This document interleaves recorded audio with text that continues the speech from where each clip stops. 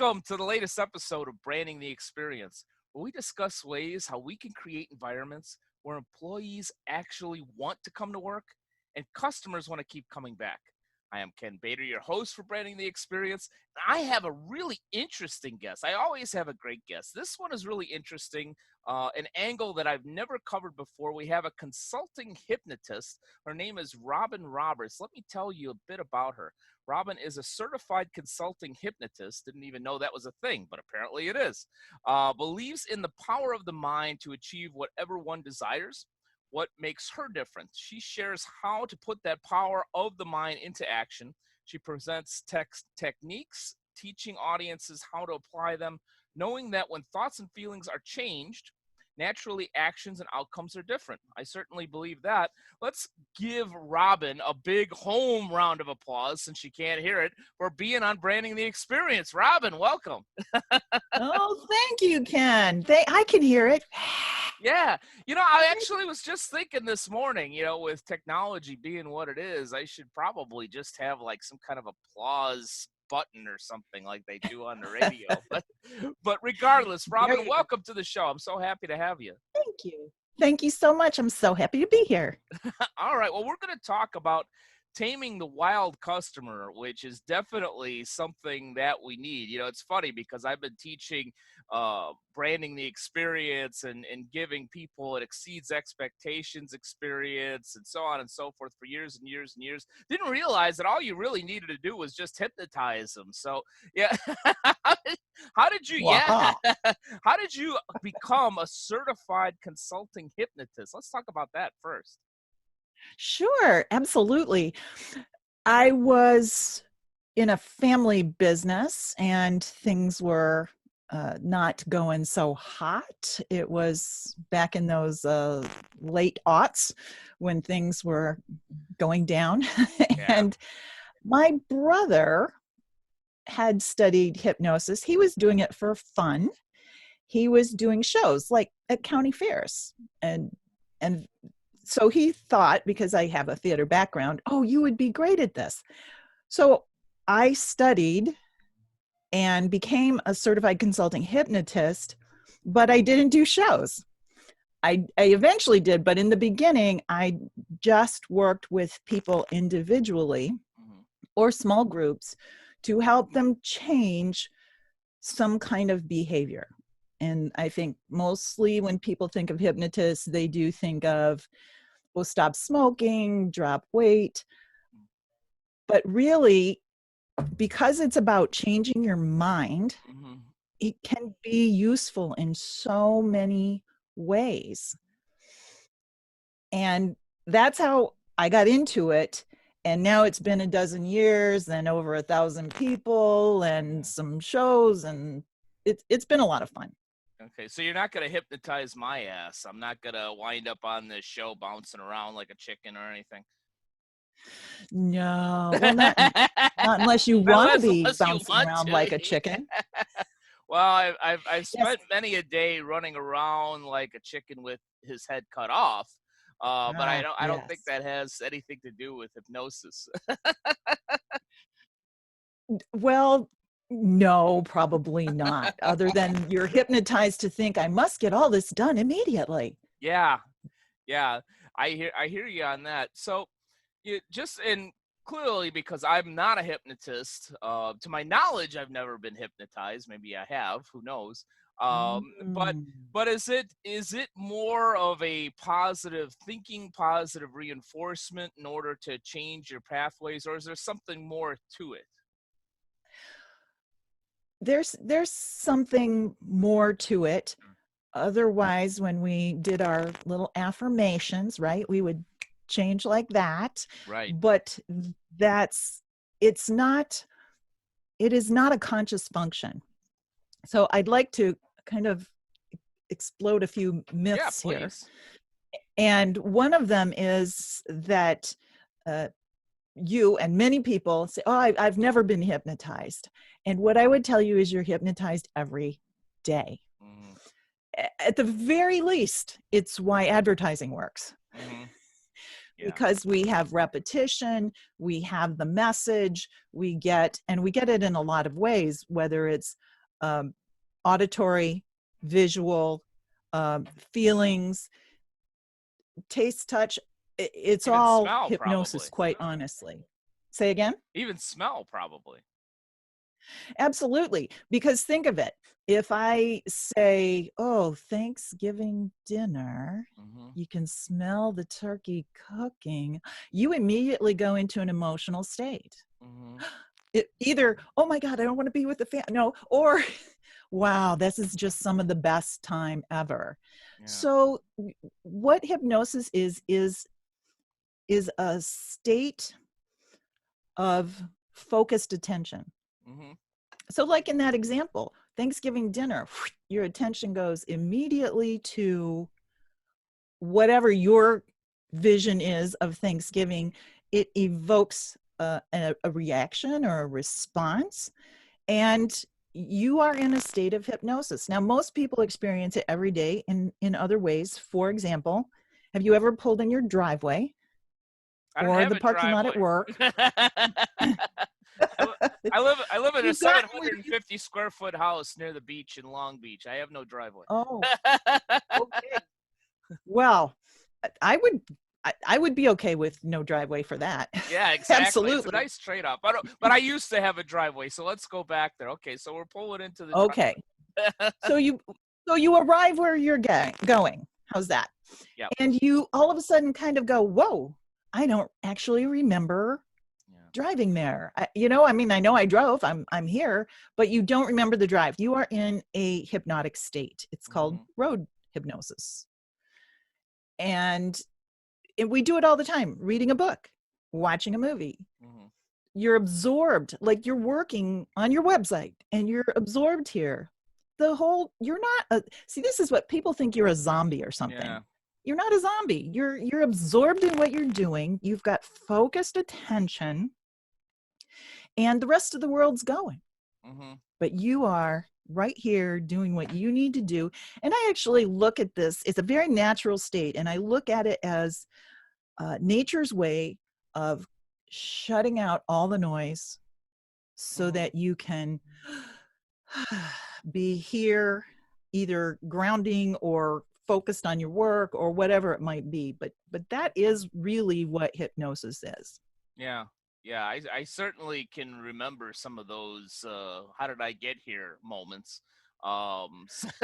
Some of them was Yes. were before I got into alcoholics recovery, but that's a whole nother show and a whole nother That's a different but that's a but yeah. different Yeah, different, a whole different show. But even sober, I can remember, having some of those times.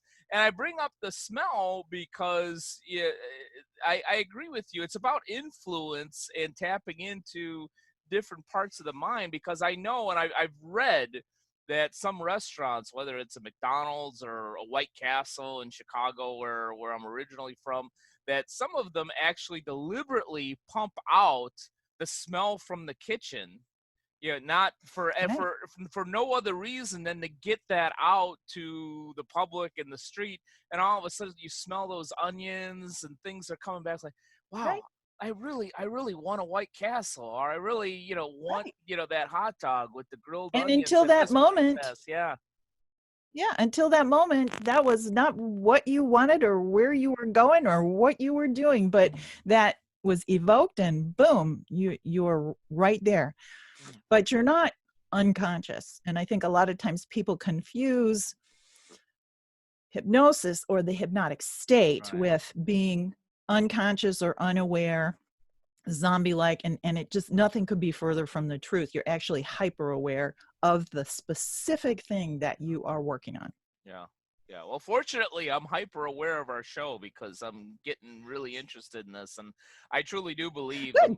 I truly do believe. While I'm not a hypnotist, I truly do believe that there's so much going on in this complex mind brain thing that we have going on that we could study it until we're in the grave and never fully understand the capabilities that we have up here. Um, but let's get back to taming the wild customer. because the show is all about, well, part of it is making sure that employees actually want to come to work, but the other part is of creating an environment where customers want to keep coming back. And part of that is Right. the experience, but part of that also is driving them to our location for using the right language. So talk a little bit more about that. Yes, using the right language is so important. And once we have this little conversation, I think it'll be interesting when you go to restaurants. Anytime someone has an opportunity for an upsell, if you will, Right. listen to the language. Because when you come up to me as the waiter and say, you didn't want dessert, did you? Yeah. It's like, no, you're right. I didn't want dessert. As opposed to, coming up and saying something far more, I know that what would finish this meal off beautifully is our Hmm. tiramisu. Would you agree? Yeah.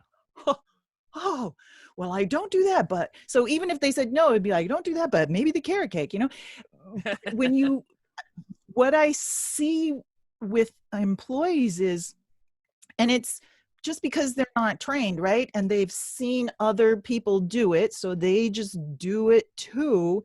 And did you want anything else? And they're Hmm. shaking their head no. It's like, please, people, please. So that is part of that branding, so that I, as the customer, I'm going, wow, she really knows, or he really knows me. He's watching out for me. Hmm. Look at that. They're already here with the chips before I even hardly sat in my chair. Yeah. But all of those types of actions and languaging, so important that you could really build that bottom line. And I think you see it more in some high end things where people are very careful about the language and Yeah. how they present it. But, in the everyday world, there's a lot more opportunity that I think is missed quite often. And Yeah. it's a training issue. Yeah, no, you hit it right on the head. It's funny as you were talking about the whole dessert offering idea. Yeah, yeah, it's a big difference from just coming and saying, can I get you anything else? Which is, Oh, there's nothing wrong with that, but from a business standpoint, you're missing an opportunity where my wife's in healthcare now, God bless her, especially oh, with everything indeed. going on. But she talks many, many times of her job when she was working through college as a waitress at Mimi's Cafe. And she always talks very, very positively about Mimi's Cafe because they had standards. The kitchen was clean. She knew the food would be good, and so on and so forth. So even today, this is, I don't know, like 30 to 40 years later, she still recommends Mimi's Cafe, but she talks about the fact that you were required, that you never said, is there anything else that I can get you? Whether well, even if they said, no, we're good, for dessert, you were required to go and get the tray and bring it over and tip it in a certain way. Of course, it wasn't necessarily bad that the uniform showed a little cleavage, but you tipped it. You tipped the tray a certain way, and even if they said no originally, said, I just wanted to bring this by to make sure if there's anything here that you might like at the end of your meal. Or they had certain things that they had to say, but many times they Right. say, "Oh, you know what? I really could use some cheesecake." Hey, do you Oh, and your that fat looks good. ass want to split some cheesecake? Something like that. But it was the power. It was the power of suggestion. Thank you for laughing at my jokes. It was the power of suggestion. Of hey, you know what? Here, it's here. It's available to you. You could Yes. certainly say no still if you'd like, but yeah, it was part of that standard and that repetition of Yeah. making, because you could make, restaurants, you could make a lot more money if you pack a dessert on. Well, look at if you look ages ago now, as I display, but you were never Hey, asked. you got Oh, hair, so I don't want to even hear about it. All right. there you go. Yeah. Well, you were never, think about this. A long time ago at McDonald's, you were never asked, would you like fries with that? Hmm. There was no combo meal really that Yeah. automatically included it. And then they clued in. And shall I put fries with that? Hmm. The dessert thing, don't ask, just bring the tray.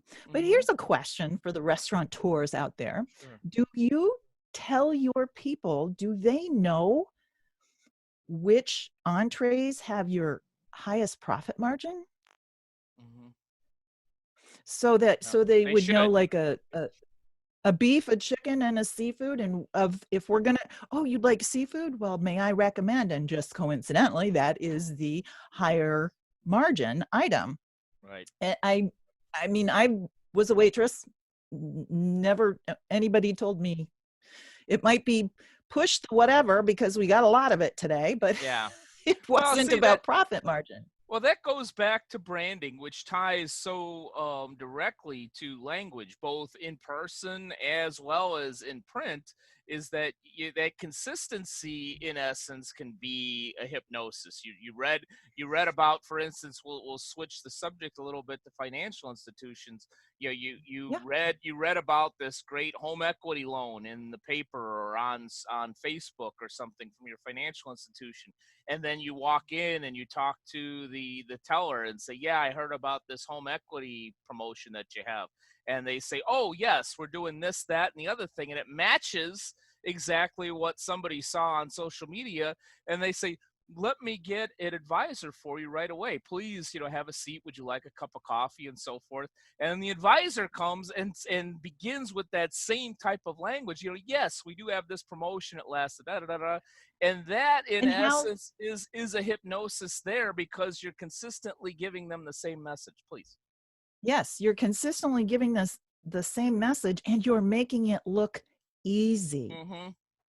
And that is, especially in a financial situation, if you make it look easy because oh I don't want to have to go through, oh, but if everybody knows and everybody, wow, they must do this a lot, this is very natural for them, I'm feeling good because they seem to have a Mm-hmm. clue. And those are the messages that you are giving. And as you use basically hypnotic language, Mm-hmm. and this is what you'd like, wouldn't you? We could do this, shall we? Yeah. it's Yeah. always it's always uh it's always helpful to, the thought that just came to me is, Sure.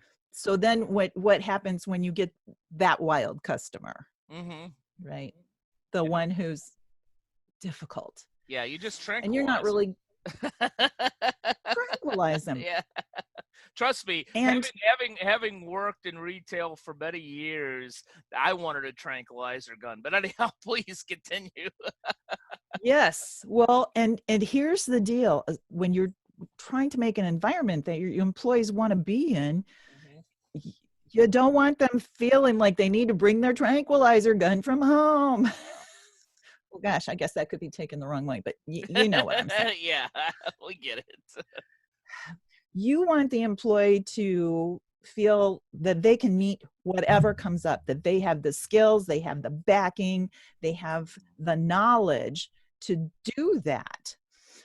But, and that's all from the employer side.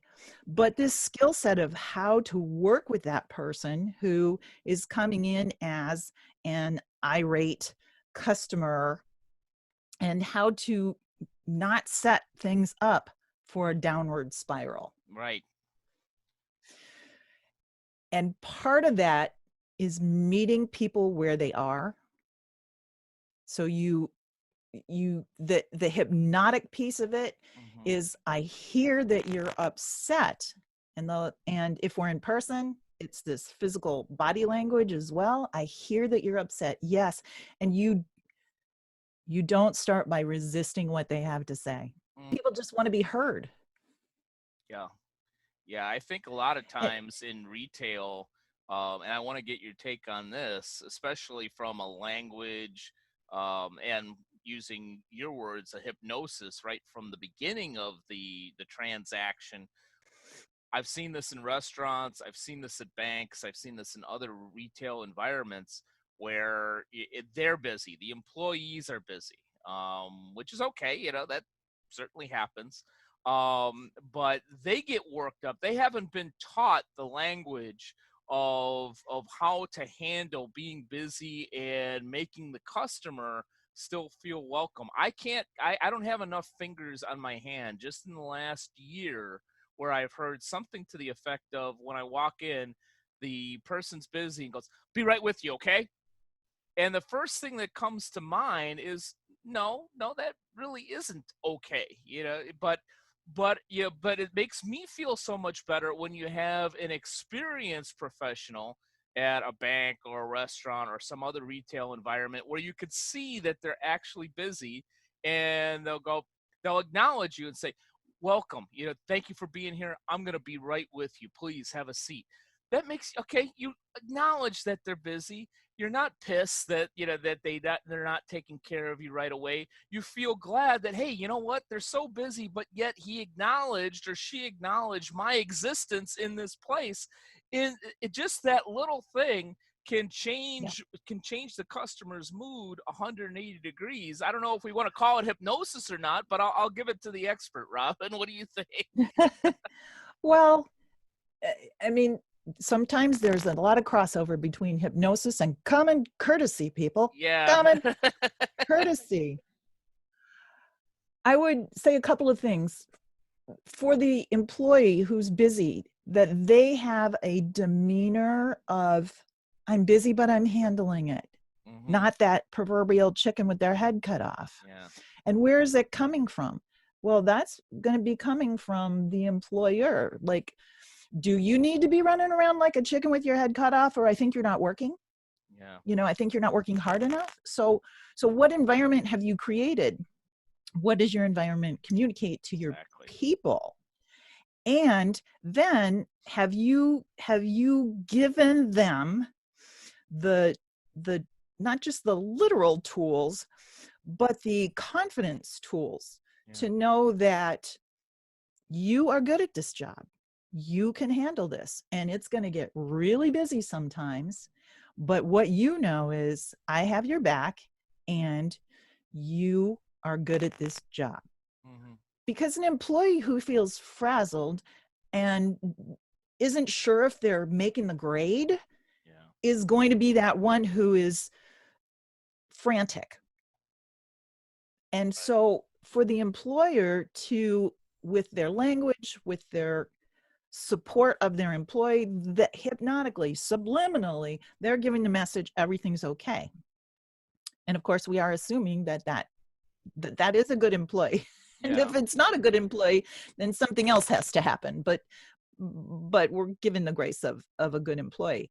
Hmm. And then they have the confidence in themselves, because what happens is people get grouchy and ticked off and difficult when they feel insecure, Yeah. when they feel uncomfortable about whatever it is, whether it's actually that product, that service, or something else going on in their life, and you are just the last straw. Yeah. So fostering this sense of competence and Hmm. confidence and value.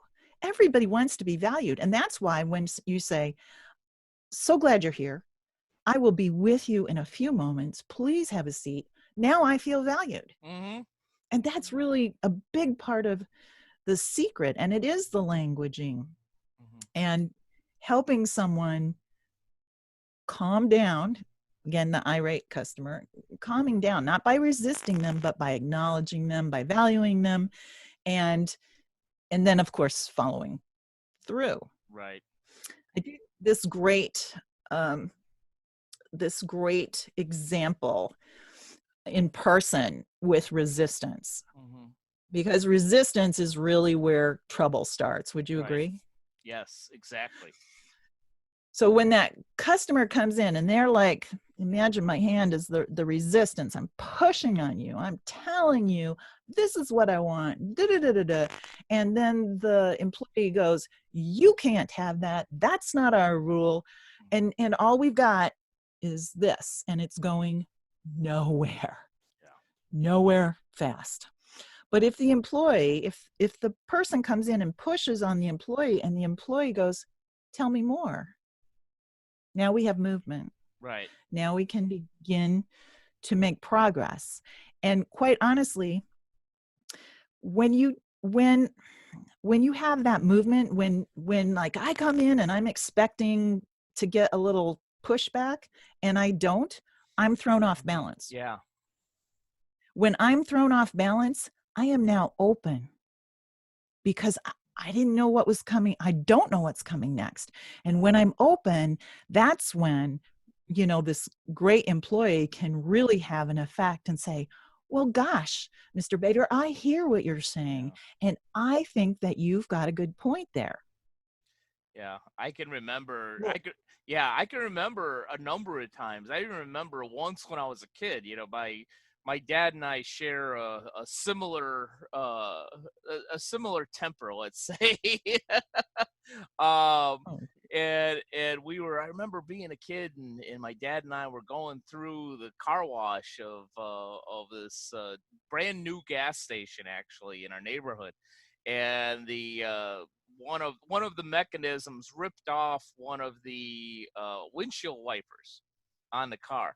And first thing, he pulls out. He's like, son of a, and my dad is all mhm. upset, and he grabs the broken windshield wiper and storms into the place, and shakes it in front of the owner and says, your car wash broke this thing, and da da da da da. And the guy just kind of looked at us, oh, well, then we'll have to get you a new windshield wiper then. And my dad's like, yeah, yeah, I think you will have to. And we that was Okay.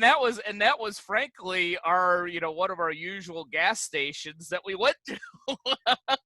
Because the guy's like, it's a couple of bucks for a windshield wiper isn't that big of a Yeah. deal for me. I don't need the resistance of somebody saying I'm never coming to your car wash and your gas station again. And I'll tell everybody I know. Yeah. Yeah. Yeah. Absolutely. Absolutely. And the thing is, now take the experience where you're not going to get your windshield wiper replaced, Right. but the goal is still to have a happy customer. We Hmm. still want to tame that wild customer. So for whatever reason, let's just imagine that they weren't doing it. So it Yeah. really matters that you don't go, no, you can't have it. Right. And I'm going to say that if there's a company and they can't do what you're asking, there's a reason for that. Hmm. And that, having your employee be able to present that reason in a way that the customer could agree with, that's really the goal in the long run, right? Yeah. That, well, Mr. Bader, what we have is this, that, and the other thing. And unfortunately, at this time, because of the coronavirus, we are unable to provide this particular service. Would you agree that it would be unsafe to do that? Yeah. Well, what's your customer going to say? You know, Obviously there's a lot of assumptions here, but Right. when you Right. give it a reason and that hypnotic language, would you agree that it would be, Yeah. unsafe to do whatever? Sure, Don't sure. know. Yeah, yeah. Well, But now the coronavirus is even keeping us from having a windshield wiper, so great. But but yeah, I think one of the many things that you said, which was spot on, was empowering your employees with that type of language. I could tell right away, if an organization um, really has standards and has connected with their employees or not by how they act in the first 60 seconds. And giving them, like going back to the Mimi's example, They gave them the tools through standards of how to handle certain situations. There was no thought about it. We bring the dessert. If there's a problem, they get a free dessert. They have all these tools where they don't have to stress about it. They don't have to think about it. The whole thing of this show is creating an environment for your employees first, so they can create an environment for your customers. So if you give them those tools, if you give them that type of language, whether you want to call it hypnosis or not, it allows them to create that environment even with these wild customers, is what I'm hearing you say. Yeah, absolutely. And it's called conversational hypnosis, Yeah. as opposed to come in and sit in the chair and take a deep breath and relax deeply, which is all Yeah. great and fine and wonderful. But it's conversational hypnosis where you're building agreement, you're building working with, I mean, what is in the bottom line, what is the customer getting? The customer is getting, wow, you're my ally. Hmm. I may not get everything I want, but you're my ally and I can trust you. Know, like, trust, right? And Yeah. now they extend that to the whole business. But on the other end of that scale, that employer better be know, liking, and trusting their people Yeah. Yeah. so that they can Exactly. provide that. Yeah, well, one of the best examples of that, I did some work a number of years ago for one of the largest credit unions out here, Schools First. And I remember their mantra to their employees, especially their frontline working employees that work with their members directly, was always advocate for the member. Where if there was an issue on the member side and the employee felt that we could do more for this member, that they were actually empowered to go to management and push back on management and say, you know what, I know we could do this for this person. And sometimes management would say, all right, you made your case, go ahead and take care of them this way. Or, yeah, no, we can't do that, but maybe we could do this. But what that allowed for is the member in one way, shape, or form was getting a better service experience than if the employee just quoted policies. No, no, you're just screwed. You're not getting that today. Oh, and there is nothing more infuriating than that. You can tell the employee doesn't believe it. They don't know. They're just parroting what they're parroting. Right. And that truly creates the person who says, well, you and I'm never coming back and I'm telling everybody. Yeah. And who knows what the customers need. Right. Frontline knows. And they're also a great resource for new revenue streams. Pay attention, ask Yeah. them, and give them the freedom. If you're not the manager who can have an employee come to you and say, hey, I think da da da da da da, you're going to miss out on a lot of Right. information that they are gaining from their relationship with the customer. Absolutely. Absolutely. So, is there possibly, I know there's a lot that goes into conversational hypnosis, making sure we're using the right language, but is there possibly a number one tip, and you may have already mentioned it, but is there a number one tip to taming the wild customer that you can give our audience out there? Yeah, and I have already mentioned it, but I'm glad you Yeah. came full circle Every once in a while I because do we that. have Yeah. well, we have a tendency, right? We have a tendency to be ready to fight back. Yeah. That, oh my God, oh, they're not gonna, oh, I don't even want to take this phone call because they're gonna do. And so to train into this habit pattern of, wow, I'm I want to hear what they have to say. I might not agree with them and I might not be able to give them what they want, but I want to hear what they have to say. Can you imagine the difference in the work environment if those people, like in a customer service department, if Yeah. those people are all like, well, I want to hear what they have to say, instead of, oh, no, not again, Yeah.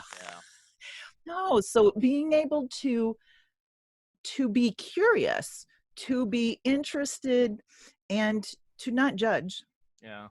what's going to happen. And so bottom line, don't resist them. Yeah. Listen. Don't resist, listen. And then there are many phrases that, quite honestly, the way you become proficient is you practice. You have to Hmm. practice these phrases, which means that the company has to say, these are the phrases we use. Yeah. And then teach that so that it just rolls off the tongue, because you can't stand there and go, wait a minute, I Yeah. see how you feel, Mr. Bader. Hmm. Would you da da da? You Yeah. can't do that. It has to become a real natural language pattern. Yeah. Yeah. And that's the hypnotic piece as well. Yeah, yeah. I think, whether I think there's some positive hypnosis just in the phrase that you said of I want to hear what you have to say. In fact, I've known some managers, and maybe today in the unfortunate world of active shooting, and you've got to worry more about protection than anything else. That isn't the case, but I remember, more than one manager in the financial world where you'd have somebody irate in the middle of a branch, and it's upsetting. Yeah, it's upsetting. It's upsetting To to your everybody. employees. It's upsetting to your other customers. And one manager in particular I remember was very, very good at this. Yeah, he would just say, I really do want to hear what you have to say. Why don't you have a seat in my office and let's talk about it? And what Yeah, that did, and 9 times out of 10, every once in a while you get this one, mentally ill person that just doesn't work. But for 9 out of 10, yeah, you could see that person, not completely calm down, but just take it down one notch, because he or she's been acknowledged, like, all right, he's gonna listen to me. Yeah, I've just heard that whatever I'm ranting about is important. And I get to have a seat, and I have this guy's ear for now, an hour, because that's right. if because he's gonna sit That's there right. in his office, and he's gonna be forced to listen to me. So that's such a hypnotically positive way of diffusing the situation, because you're getting Absolutely. that individual out of creating more chaos and into hey, we're just going to have a conversation, we'll find a way to work this out, and you know what you Right. have to say is important. So that is great advice. Last question I have for you, Robin, is for all of our great folks in the audience that could really use your expertise and brilliance. How can they find you? They can find me on my website. It's rrthemindpowers.com, as in Robin Roberts, rrthemindpowers.com. I have some programs in there, so you can check those out. There's videos in there. I am on social media, so you can have clips and all kinds of things. And I would love to have a chat with whoever wants to look at how they could bring this into their work environment and create, let's be honest, put more money on the bottom line. Right. That's what it's all Yeah. in business. And and and have happier employees and have happier customers, but it all puts money on the bottom line. Yeah. Yeah, if you have happier employees and happier customers, more times than not, it actually does lead to the bottom line. So definitely go and Absolutely. check out, as Robin so eloquently put it, her stuff, on the website and on social media. I've personally seen it; it's great. But Robin, thank you so much for spending some time with us today. Well, thank you, Ken. I really enjoyed being here. Uh, Thanks. It's my pleasure. Had a lot of fun with our discussion. And thank all of you for joining us for this episode of Branding the Experience. And as always, here's hoping that you're branding the experience at a very high level for all those you serve. Take care. Thank you for watching Branding the Experience. I hope you enjoyed the show. If you're looking for a speaker on branding the experience, on workplace culture, or on business strategy, I have a number of different options for you. And my approach is always to entertain first, engage second, and educate third. It's a formula that leaves my audience not only laughing and enjoying, but also learning. So if you want a great speaker on branding, culture building, or strategy, I'd like to hear from you. Simply send me an email at kbator, BATOR, at btcinc.net, or to learn more about the presentations that I've done that have been successful in the past, go to www.btcinc.net.